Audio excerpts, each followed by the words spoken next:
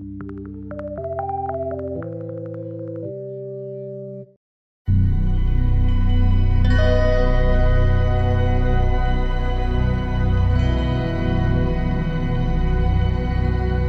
actual moonshot is wonderful, inspirational, poetic, beautiful, involved great technical challenges, genuine heroism. It brought the world together. But think about the Polynesian islander on the dugout canoe, deciding one day they were going to go that way. No one had ever been that way before. No one even knew if there was anything that way before. It was amazing, and it changed the world. People can set their minds to magical, seemingly impossible ideas, and then through science and technology, bring them to reality. And that then sets other people on fire, that other things that look impossible might be accomplishable. Many years ago, the great British explorer George Mallory, who was to die on Mount Everest, was asked why did he want to climb it. He said, because it is there. Everyone else in the world is working on that next 10%. If you can be the one that delivers that 10 times improvement, you have a chance to really change things. If you want cars to run at 50 miles per gallon, fine, you can retool your car a little bit. But if I tell you it has to run on a gallon of gas for 500 miles, you have to start over. You need a lot of courage in this work, and you need a lot of persistence. Even if you don't really 100% believe it's possible, like you might think this might be possible, have the courage to try. That's how the greatest things have happened. You don't spend your time being bothered that you can't teleport from here to Japan, because there's a part of you that thinks it's impossible.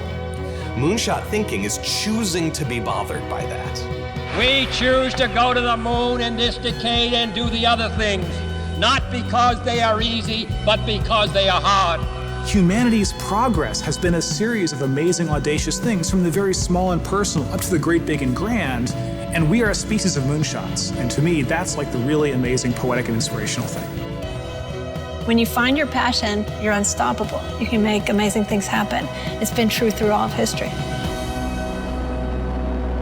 When Kennedy said that we would put a man on the moon, it's about the fact that he said, we don't know how to do this yet, and we're gonna do it anyway.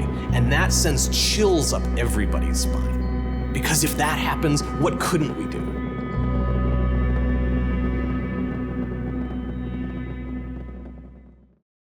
Welcome to Solve for X.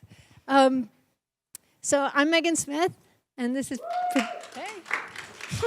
I have a fan down there, John. And Punita Hira. And when we started Solve for X, the idea of it, actually the original crazy idea was that when we had begun Google X, we were looking for projects, and we were going to have a conference to brainstorm. And so we started thinking about the conference, and then we had way too many ideas for Google X, and there was no way we could do any more. But we decided to still have the conference. And the reason for that is there's extraordinary people all around the world, and there always have been, who are inspired and taking these moonshots and really trying to make the world better in radical ways. And many of them are techies like us. And so we wanted to have a place where we could celebrate people who are in the middle of trying. Not when they're in the history books later because they get celebrated, but in the middle of trying. You know, that moment for like Elon Musk, I don't know, about 5 years ago, when people were like, the rockets are blowing up, Tesla, how's it going to make money? You know, just no one believed, and he needed help then. And I feel like those are the people that Solve for X are really about. We call them these moonshot pioneers. And the structure of a moonshot, in our mind, of a tech moonshot, is really characterized by these three circles. There's some kind of problem in the world or opportunity that really would affect a lot of people that someone's identified. There's some kind of breakthrough technology. It might sound like science fiction, but it's available, or some new way of doing something that we already know well in the tech area. And they've got a radical solution, a product or service or way that actually could scale in the world. So even if you took something like the self-driving car, the problem is, of course, billions of people wasting time in traffic, safety, texting and driving, all those kinds of issues, fuel efficiencies, really serious problem worth solving. The breakthrough technology today are things like real-time sensors, the level of mapping we have, kind of robotics, et cetera, and that would allow us to, in a radical way, have a car drive itself in the current system, not some kind of special rail. So that's the moonshot of the self-driving car. So today we're going to hear from 4 extraordinary teams. The first one is actually a team of 2, so it's 5 amazing people who have moonshots. And the format is the following. You want to tell the format? Yeah, sure. So we're going to have each of them come up on stage, present their 10-minute proposal to you, which goes through this format of what they're working on, what their breakthrough idea is, and how they're going to do it. And then after we hear from all of them, what we're going to do is in these tables that you guys are sitting in, to do an interactive brainstorming session, we borrowed this concept from improv, spend 2/3 of your time thinking, yes, and what else could we do? What resources could we provide? What people could we connect these moonshot pioneers to that are really going to accelerate how quickly they can get this out in the world? And then spend some of the time, 1/3 of the time, doing yes, but. Does the math add up? Is the physics right? Does this make sense? What are maybe some of the blind spots or questions that might not have been asked before? So we'll do that for about 25 minutes and then have each of the groups come back and report out. And it's actually the most fun, interesting part of the session where we get an explosion of different directions and ideas that come out of this. And the thing about it is that you might be like, oh my God, I don't know anything about these topics. But the best idea is sometimes on your table there's going to be somebody who's a super expert of the topic and somebody who knows nothing. And that mix is where we get the best ideas. And so we'll have enough so that we'll have 2 tables per idea. And they're bringing more chairs. They said they'd be here in about 5 or 10 minutes. So we'll make another table back there. So that's the plan. And thanks for being here. And then we'll come do report outs. So we want to get started. It's a bit, the style is kind of like a short TED-like talk these guys are going to do to make this proposal in the format. We have Sara, who's joining us right now, who's going to talk to us about her vision of how to make food globally cheap and abundant. And we've been working with, do you want to come up and get set up? We've been working with Sara for the last few months and been so excited about all of the progress that she's made. And so we're so excited that she's been able to fly over here from Nairobi to be able to share this story with you. And hopefully there'll be areas for you guys to collaborate with this project as well.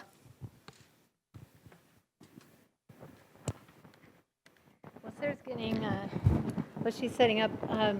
One of the things that's interesting in SolveForX, we do a summit with 18 proposals every February, and then we've done 10 of these mini events, one at Congress actually, which was great to try to get them moving on proposals and stop arguing.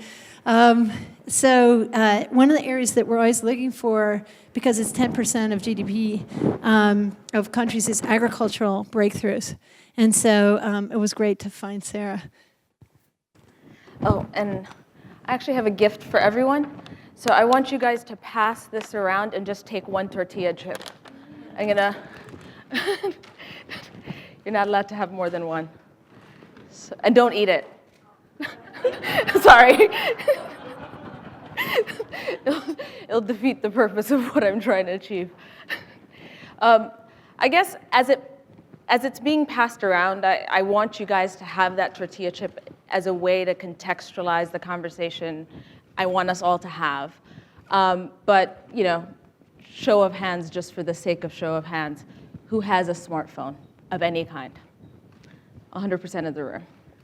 So a decade ago, smartphones that we have today, with the functionality that we have, would have been over 2 times expensive, if not more. So we've managed to half the price of, the devices we use. The tortilla chip in your hand, however, has gone up by 2.5 times. So the one thing we need to live with and survive with is the one thing that we've managed to not solve for. And how expensive food has gotten and will continue to get is a very scary proposition. So by way of background, I'm Ethiopian. I was raised in Ethiopia in the 80s at the peak of the food crisis. So my natural transition was to become a commodities trader on Wall Street. Now, in 2008, there was something that happened in the commodities markets. Oil hit $150, and global food prices and grain prices hit what was an all-time high. At that point in time, I freaked out. And my freaking out was really driven by a fear that 20 years down the line, there's no way we're going to be able to afford food, personally. So I just kind of developed an obsession around agriculture. I was trading energy at the time, so there wasn't a reason why I should be obsessed with this problem other than I knew the markets. And that obsession eventually led me to quit my job in 2012 to go down this path of trying to help make food cheap and abundant. Now, when I left, it was the beginning of 2012, and what I didn't know was later that year, we'd hit new highs in grain prices. And little did I know that the country I'd chosen to move to, which was Kenya, so I'd left New York and moved to Kenya, would be hit particularly hard by it. See, what happened in 2012 is, in 2011, Kenya had experienced a drought that it was barely recovering from. And as it was starting to recover, a disease had been discovered, a crop disease had been discovered. And just as that disease started to spread, droughts in the US and Russia hit simultaneously. Now, the US and Russia are two of the world's largest grain exporting countries. What that meant was that Kenyan corn prices went from being below the global average to being well above the average. And it kept getting worse because what happened was policymakers then adopted a policy of reinstating a 50% import tax on corn. Now, corn in the US might mean something like tortilla chips, high fructose corn syrup, ethanol. Corn in Kenya is what Kenyans eat every single day. It provides almost half the calorie requirements for the country, and the poorest quarter in the country spent about a third of their income on that one grain. Now, when I graduated from college, I remember being told to expect to spend about a third of my salary on rent. So now imagine spending a third of your total income, not on all your food requirements, but on a single good. See, there's no more room for error in the way we think about food and the way we think about food prices. And we're already at a stage when we have no room for error. And errors like the one I gave as an example in Kenya, unfortunately happen all over Africa. And it happens not because policymakers are malicious or malintentioned. It happens because there's a lack of information and clarity in the type of information needed to make the policy decisions being made. Now, fast forward in where we're going to as a world. We're expected to be 9.1 billion people by 2050. As a wealthier population, we're expected to need 70% more food because we consume a lot more than we actually growing as a population. So in a space where there's no room for error, you have this happening with population, and to top it off, you have climate change. The frequency of droughts, floods, wind-related crop damage has grown exponentially such that actually figuring out agricultural production and productivity has become impossible. So what happens next? It's clear we have to increase food production. How does that happen? It's got to happen in one of two ways. We're either going to have to start growing more food on the plots of land that we're growing food in, so increasing yield, or we're going to have to plant new land. Now, I'll argue, as much as I said about Africa, that Africa is actually the place for that to happen. Not only does it have the largest swath of arable land remaining in the world, 4 times the amount in the US, planted across the US today, it also has such low yields that if in 2012, African corn yields were just equivalent to the world average, we could have actually increased corn production by 12% that year. It was a 2% reduction in corn production globally that actually led to that sort of price spike. So imagine what a 12% increase in production can happen. So the next question you ask is, so how are we going to solve this mess? And how do we go about doing that? That's where we like to think of the work that we're doing as being that moonshot around how to address productivity in Africa. We've created a real-time, basically tracking application that allows all sorts of users, from policymakers to traders, to basically visualize and analyze all sorts of data around agriculture. So the application currently, basically, it's not that the data isn't available, by the way, in terms of what policymakers are using. It's that it's highly disaggregated, it comes in multiple formats, and nobody knows where it sits. So what ends up happening is that a user doesn't know which source to tap for what piece of information. So what we've done is we've created a blank slate. It's a blank slate that actually sucks in and aggregates all sorts of data, over 40,000 indicators that basically look at all sorts of analytics around Africa, African agriculture, but also global agriculture. So metrics from emissions to rainfall to vegetation to production. So what ends up happening is a continent where 30% of its GDP comes from agriculture, less than 1% of outstanding bank loans today are to the agricultural sector. The reason is capital is not available. So what we are trying to do is basically make the data available that lets capital be unleashed. So in this context, now you take your tortilla chips, and I want everybody to imagine being a credit officer for farmers in Nigeria. And you have a Nigerian cassava farmer that comes to your office. In the past, the way decisions are made is a yes or no, and oftentimes it ends with a no. What we're envisioning is a future where if you are a credit officer, you have a tool that lets you go in and look at all sorts of parameters around, say, supply, and the supply of certain different crops that are important in Nigeria. So to give an example, tomatoes. Nigerians are actually one of the largest importers of tomato paste, and wheat. And so it allows you to go in and create this real-time tracking system that allows you to look at a series of these indicators in such a way that you can generate a series of charts. Now, I've kind of fast-tracked this process so that we can get to what we actually track. So we track everything from, so imagine you have a cassava farmer coming in for a loan. Now, cassava to Nigerians is what's equivalent to the corn story that I told you about in Kenya. They eat it every single day. Now, as you can see, cassava production, if you're a credit officer, you have to understand the volatility in production cycles. Now, you'll see in 2009, there was a cassava crisis. You'll want to understand why that happened and how you can think of that differently. That actually happened because there was flooding in the core cassava producing regions of Nigeria at the time. Now, what ends up happening when you have that sort of rainfall and that sort of drop in cassava production is you have a drastic import of wheat.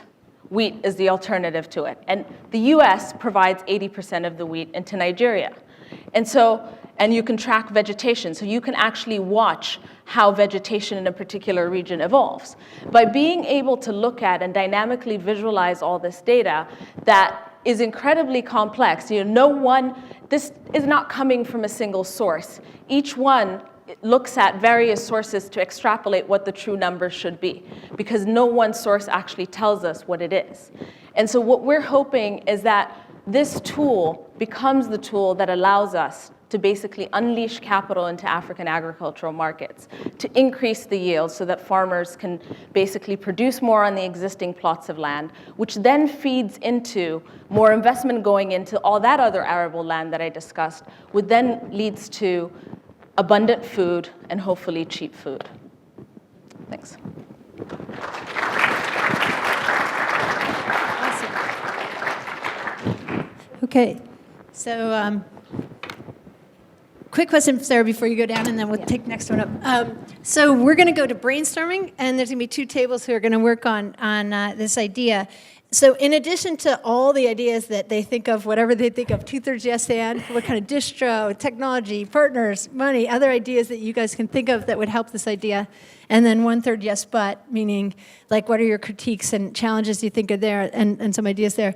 Is there any set of things, one or two things, or that you really need help on right now that you know as you're building? As we're building, well, there's two things I can think of.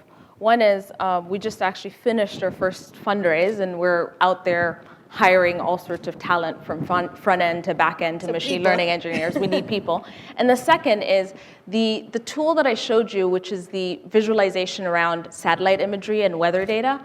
everything we've done is basically allow it to be animatable. So a user gets to curate their experience and get to zoom into a particular region and then say, I want to understand the 10-day average in this particular region versus the 10-day average there. And so when you're running a series of computations on images that are varying anywhere, that are coming in daily, are varying anywhere from being 50 meters squared to, 100 meters squared, you run into all sorts of challenges in terms of giving it to the user. So we're thinking about ways of optimizing that further. So simplifying. Simplifying and that process. Figuring out how to interact. Okay. Yeah, so we're on geospatial. Yeah. Okay, super. All right. Thanks. Thank you. Next up is a really interesting idea around environmental data and impact. And Randy, I just love when, a lot of times we think about China and we hear terrible stories, scary stories about environment. Yeah. And you guys are such a hopeful and inventive and ingenious story from China of what you've done. And so I look forward to everybody hearing what you guys are proposing. Okay, thank you. Yeah. Hi, everybody. Good afternoon. I'm Liu Chunlei from Shanghai, China. My topic is how to support environment protection with information technology in China. This is our website. Okay. I think many guys know China is facing more and more serious environmental issues.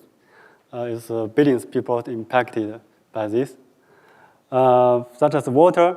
This is news from CCTV. The water quality of most of the rivers are the worst level in China. And also, the groundwater is polluted heavily. For the air, more than 1,200,000 people died earlier due to the air pollution in China. You can see Shanghai is in haze. And the farmland. More than 50 million acres of farmland are heavily polluted in China. We know the environment issue is very serious. This is also my example, the haze of days in 2013. We know almost every day we can find such issue from the newspaper or the TV, but we are not sure. For citizens, they are not sure what exactly the environment around him, and how to resolve such pollution issue in a rapid way, because there's some relationship between the government and the factory. It's not so easy to resolve this issue. So this is why I left Octolucent. I worked there for more than 8 years to start this job. I want to help people in the following way. Out of our million users, we can find Richard how to maps, how to help him and resolve something. He wants some apartment, so he searched one real estate website and found, this apartment is okay, but he wants to know whether it's safe or not. Then he go to data map and to search, input the address and search. Then he found there are many, not many, for some sites, there are some pollution issues around. So he need reconsider this choice. He need search again. After sometimes searching, he found one apartment is okay, but after some months, he found the water really some bad smells. So he bought some water testing kits on Taobao and start to sample the water. The result is varying. So he uploaded this result with the smartphone onto the data map. and shared this map to his neighbors and also Weibo, SNS. Then the neighbors gathered together and have a meeting. They decided to walk along the river to find the root cause, why it's polluted, why it's bad smells. Yeah. And finally, they found one factory. It is releasing the pollution water directly without any deals. They put the exact position of the factory on the data map and search the cell phone, the phone number of the EPB, and try to push them to stop this factory, to stop this pollution. But it's not so easy. Just as I said, there's some complex relationship between the government and the factory for some tax or some other reasons, corruption and so on. So they need to continue. They need to go on to push and go on to search maybe more pollutions. Yeah, this is the current data map. They can help. It can help. It can help to found some the pollution around and to gather the neighbors to solve it. And now there are more big companies also involved, such as Alibaba. They prompt their this tool and water test kits to their employees. So last year they have tested 420 locations around, across 28 provinces. And also more medias and foundations involved, such as Southern Weekly, 东方早报, DF Daily, and SDE Foundation, and so on. And also, there are many NGOs are using this tool to identify these pollutions and root cause. But the citizens think it's not good enough, so they need better services. So we planning the following features.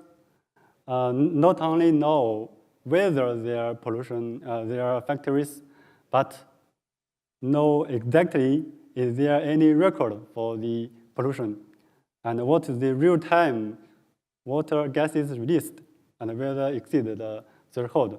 With this information published, so the real estate developers, many of them are millionaires or billionaires, can help to control the pollution because this will impact the price of their apartment.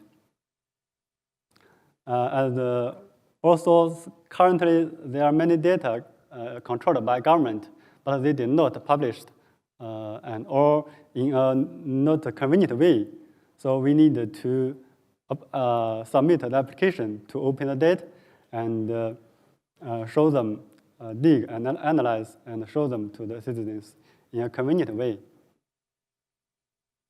Also, they need, we will have the air quality and water quality with real-time history and trend.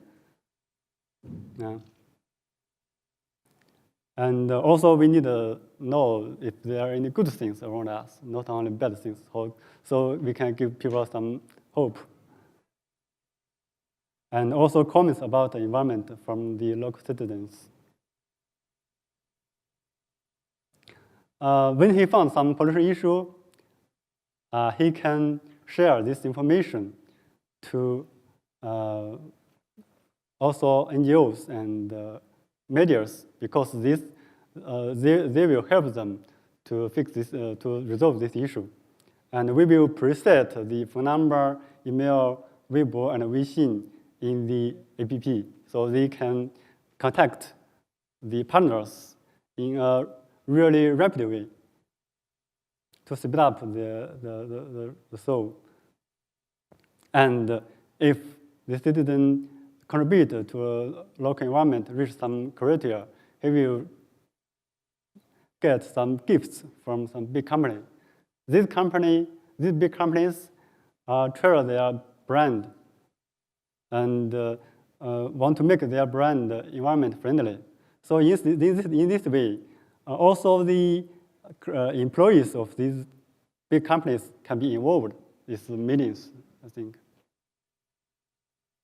And in China, there are also many NGOs for environment protection. We will design a mechanism so they can be involved in a more deeper way, so we can support each other and also impact their funds. The draft plan, a new open interactive data maps with solid data will be built in the following way.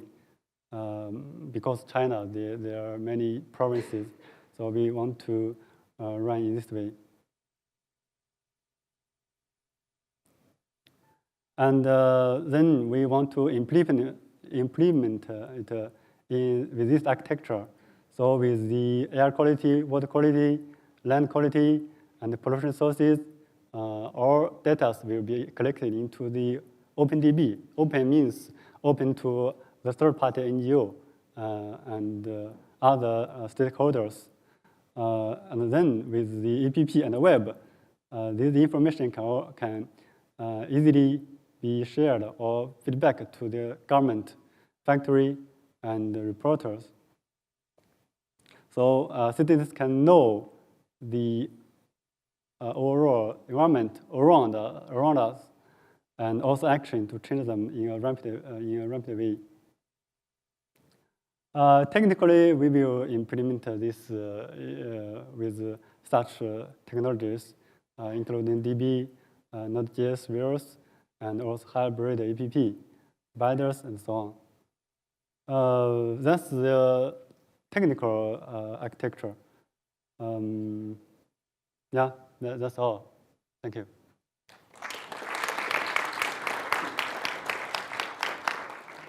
Fantastic. Thank you so much, Liu. I think what's amazing about this story is how much attention it's gotten within China. Jack Ma, who's the CEO and founder of Alibaba, has personally been supporting this, trying to get all of his employees to be much more environmentally active. And this just provides an outlet for all of that to become so much more exposed and transparent. Liu, if you have wanted to get your perspective, what are the biggest challenges that you're facing that this group can brainstorm about during our breakout session?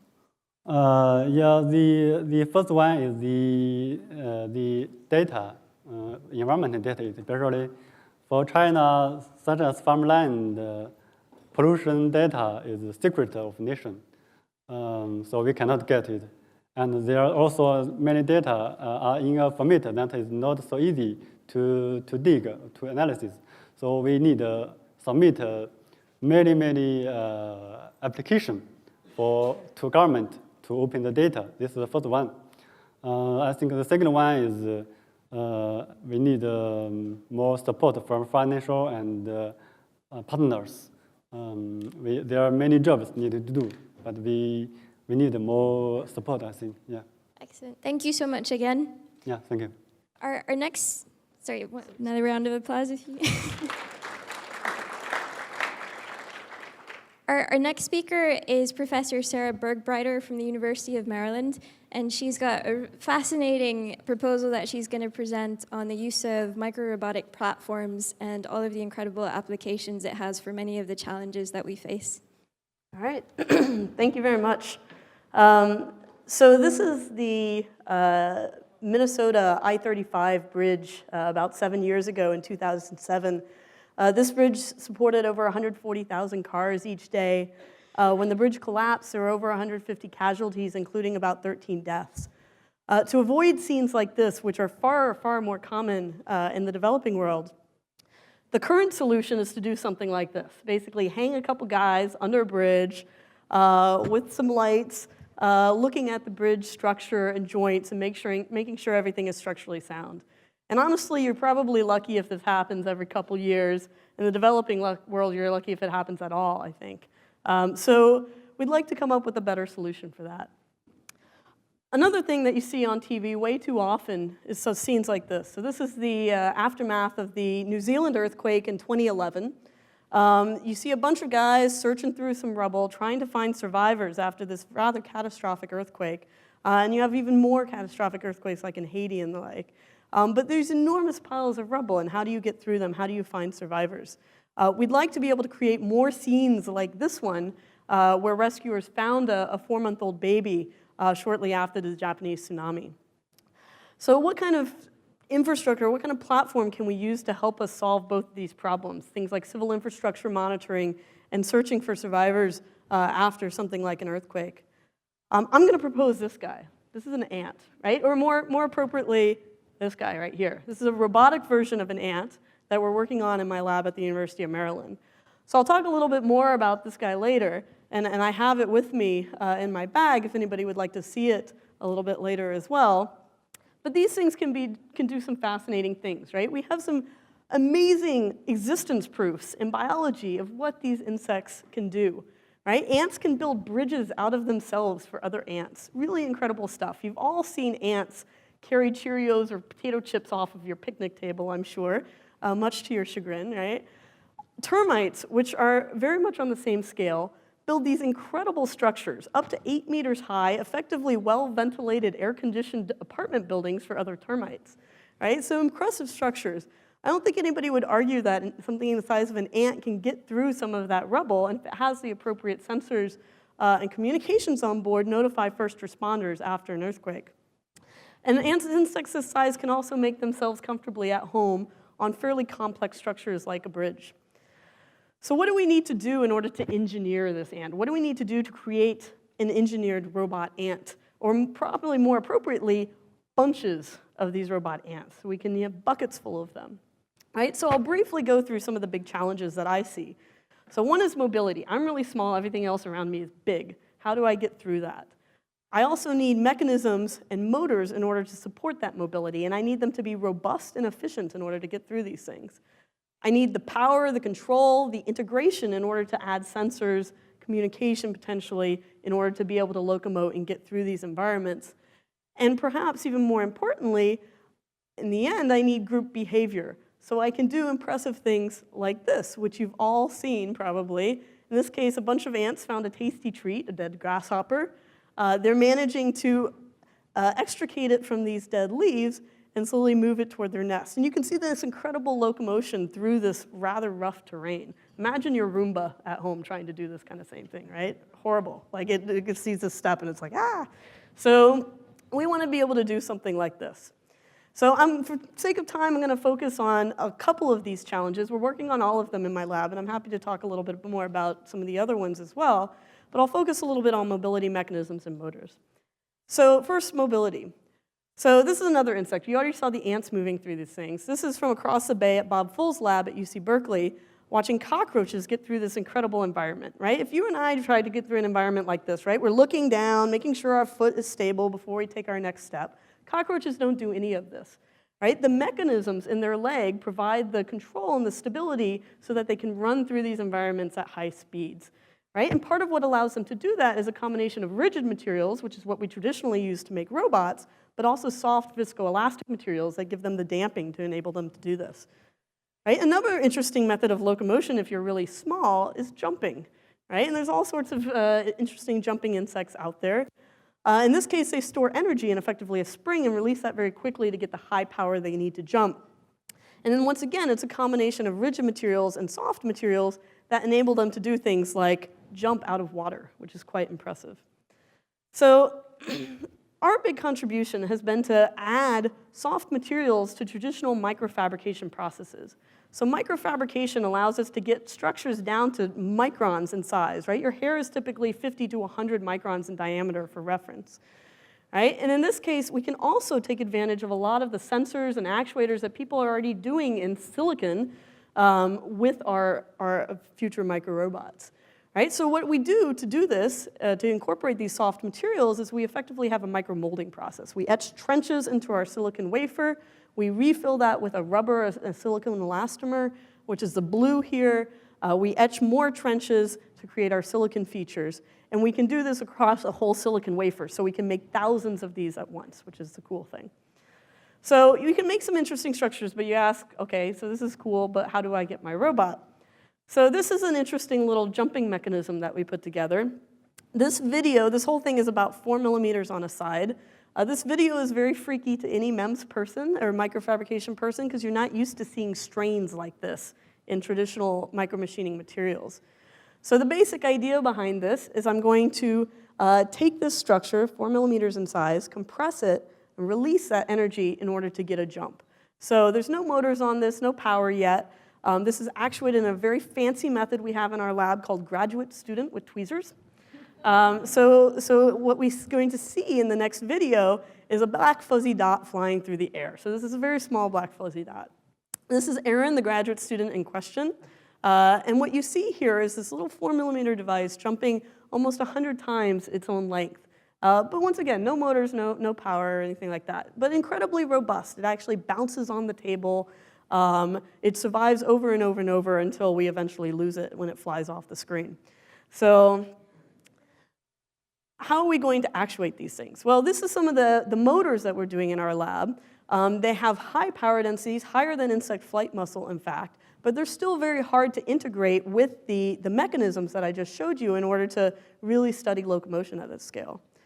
So we're going to cheat. We're going to put magnets in here right now, and this is controlled with an external magnetic field, but you can see I have this compliant elastomer joint, I've got a magnet embedded in there, and this is effectively a little robot leg. So this would be part of what I showed you earlier in this little micro-robot mock-up. One of the interesting things about locomotion at this scale is we don't really know how to do it yet. So we have good models for everything from a cockroach on up. If you know how we run, you can basically think of a mass on a spring, and we compress that spring as we land and release that energy as we take off. Everything does this. As you get smaller, the forces in interacting with the ground are going to start to affect your locomotion more potentially than your mass and your inertia, which is very tiny when you're this small. So this particular one is not working quite yet, but we have ones at centimeter cube to show you what these things actually look like when they're moving around. So these guys we've moved at up to 10 body lengths per second, so they can move quite quick, and that's really only limited by our test setup. So this gives you an idea of how the magnetic field is controlling these guys. So we can actually start studying how we ultimately want to locomote to solve some of these challenges. But ultimately, we want to add our sensors and control and everything on board too. So this guy is about 4 millimeters by 4 millimeters by 7 millimeters in size, has capacitors for power, it has a transistor for control, and it has a light sensor on board, so it's going to react to light in its environment. And the actuator in this case, this is done by my student Wayne Sherman, who's also at the Army Research Lab.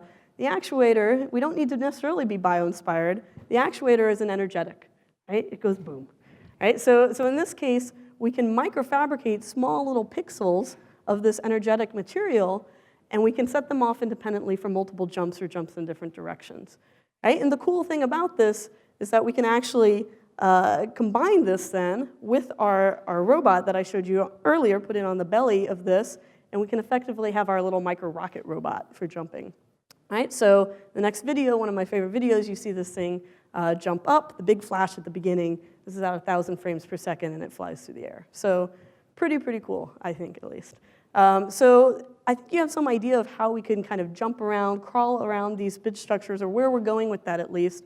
But they're certainly not limited. These robotic insects are certainly not limited to those ideas, right? Imagine like something even a little larger than the fantastic Voyage vehicle for robotic surgery, either in the US or in the developing world. You could do some really fascinating things with that. Or imagine if you can combine sensors and actuators and mechanisms in very small packages. Maybe you can create Luke's hand from Star Wars versus the most advanced prosthetic hands that we have today. Or, one of the big problems with these earthquake disasters is not necessarily the disaster itself, but the humanitarian disaster that happens afterwards. So imagine building temporary housing with lots of little robots, like our termite mounds, or even radically changing the construction industry with this. So this gives you some idea of some of the possibilities of things that I think we can do with small robots.